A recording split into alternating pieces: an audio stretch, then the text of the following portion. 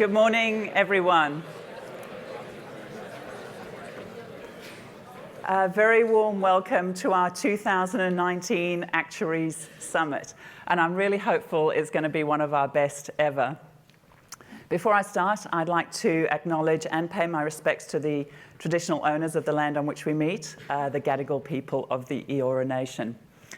I would also like to warmly welcome our overseas visitors, and we're actually very privileged to have a number of presidents with us today. So we've got the president from the SOA, the US, bit of a wave. We have got the president-elect from the Casualty Actuarial Society. There he is, Steve. We have got the immediate past president from Singapore. I'm not sure where he is there. Thank you. And we've got the president from South Africa.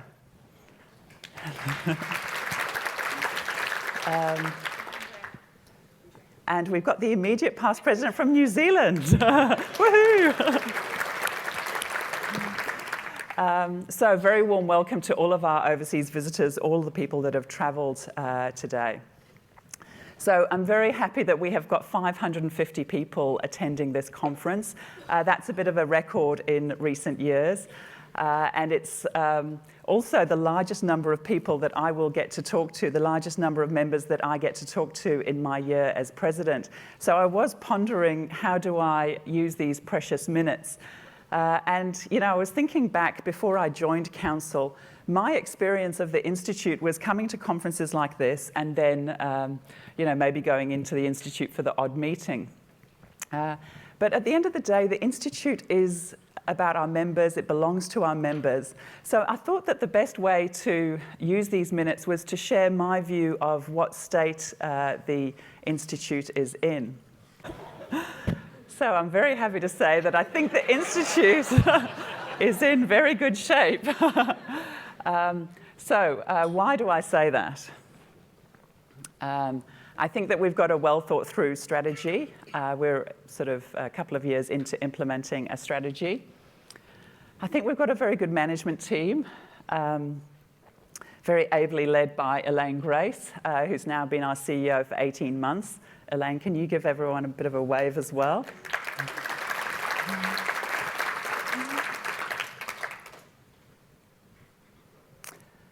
I think we're executing well on our strategy.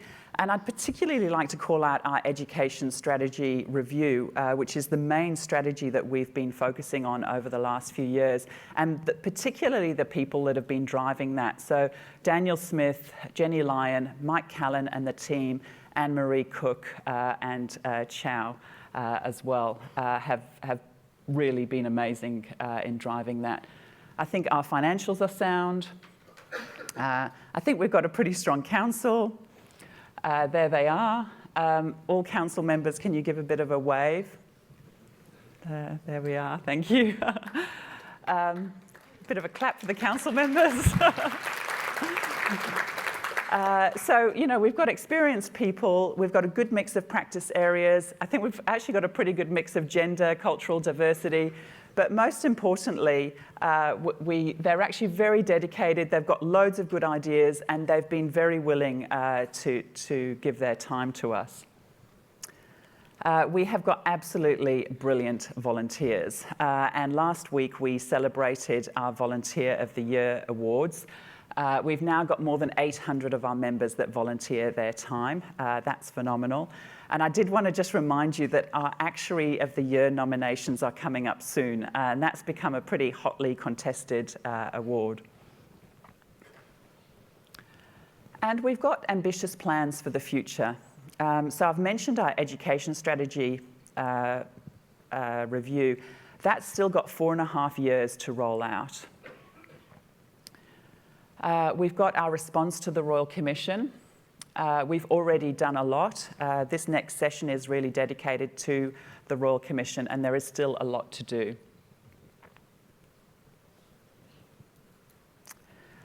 And CPD, this year we will have a stepped change in the technology behind your CPD. So we've recently launched the Knowledge Management Hub, which allows you to search on all your CPD. But later this year, we will actually launch a personalised CPD dashboard, which will allow us to serve up to you content that's relevant for you. And possibly one of our most ambitious plans, in 2022, we will be hosting the International Actuarial Conference here in Sydney. So those are all the reasons that I think the Institute is in good shape. But I'm very conscious that this is a cumulative effort. It has been happening over years and years, and I just wanted to acknowledge all the past presidents, all the past council members, the past CEOs. I can see John and Melinda sitting there, and in particular the HQ team as well for getting us where we are. I'm feeling very positive and optimistic about the future. But now looking forward, the Actuaries Institute really reflects the strength of our membership. And some of you would have heard me say this before, but I really think that we have gold in our membership. And my personal mission is to try and make this community shine by telling our stories, celebrating our successes, sharing our thought leadership. And we've actually got a specific goal around this called building our brand and our community. And I just wanted to go through a few of the things that we've actually been doing really to increase this focus on our members. The first thing is we've actually been applying our own actuarial techniques to our own membership database to better understand our members. So we now know, who our largest employers are, how engaged their employees are, who's attending events, who's clicking through to our website, et cetera, et cetera. Elaine and I have now gone around and met with almost all of our largest employers to better understand the employment market for actuaries, and they've been incredibly worthwhile, and thank you to everyone who's spent time with us. We've had our See What We See advertising campaign. So the whole idea of this is to promote our profession by profiling some of our leading actuaries. And the creative concept around this campaign is called binary code, and it's a series of ones and zeros. So in the same way that actuaries derive insight out of data, these messages and people's faces appear out of the ones and the zeros. Pretty clever, I think. I've obviously had a particular focus in terms of our community on gender diversity and women in STEM. We've also got a very active diversity and inclusion working group. So there's lots been happening. I've been doing my utmost to promote all of our female actuaries. But one of the highlights for me was our International Women's Day event. Digital, in terms of brand and community, digital remains one of the best channels for us. Actuaries Digital has gone through from strength to strength. So sharing thought leadership, sharing ideas.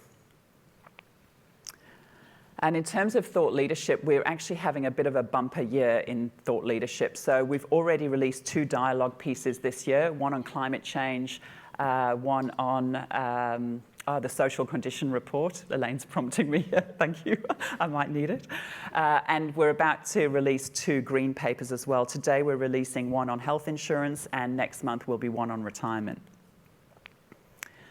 But at the end of the day, when it comes to building brand and community, I really remain of the view that physically getting together remains the best thing that we can do to build our brand and community. So that brings us to today's conference.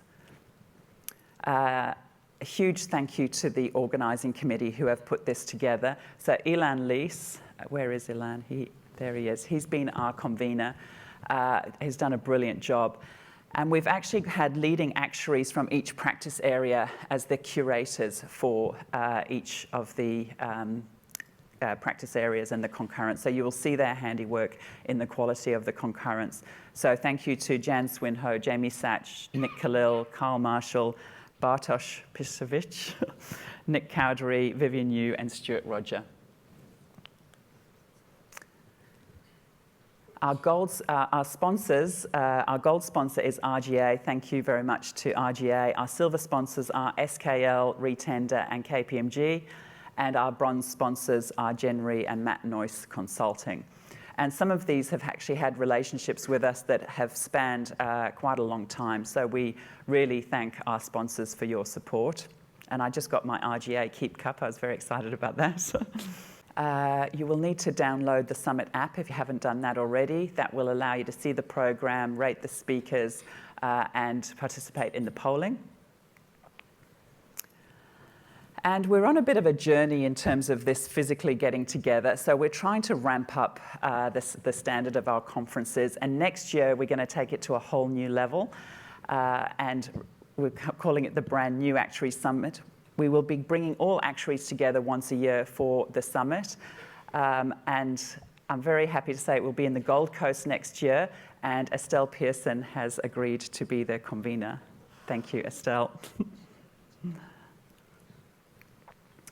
So I'd like to leave you with those two key messages. The Actuaries Institute is in good shape, and we are very focused on our members and building this brand and community. So I'm now going to introduce our first session. The first session is about setting the scene for the next 2 days, and it's focused on our business environment and a particular focus on the Royal Commission. So we've got 4 presenters for you. Jonathan Dixon from Switzerland is going to cover a global perspective. Then we have John Lonsdale from APRA, who will cover a local perspective.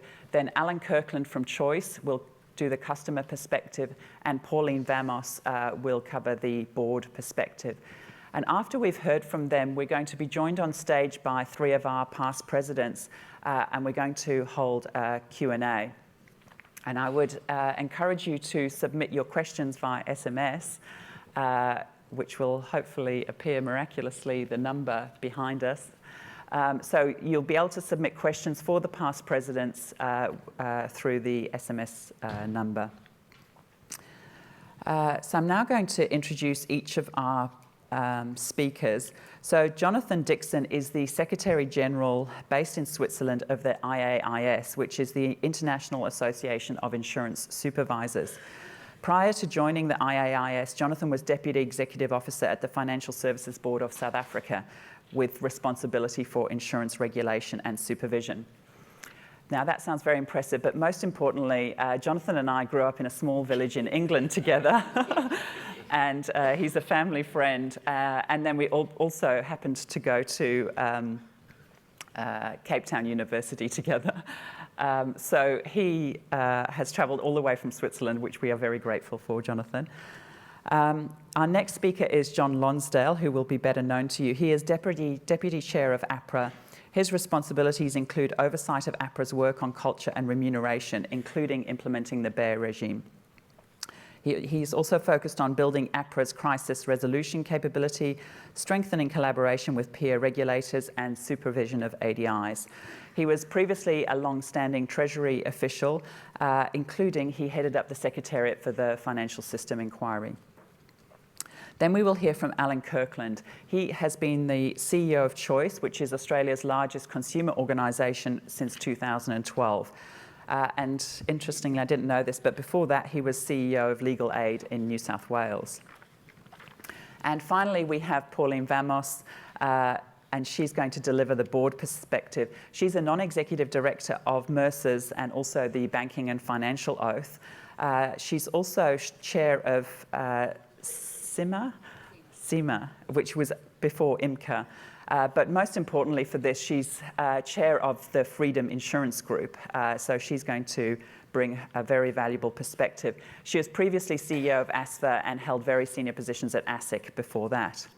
So I'd now like to welcome our first speaker, Jonathan Dixon, to the stage.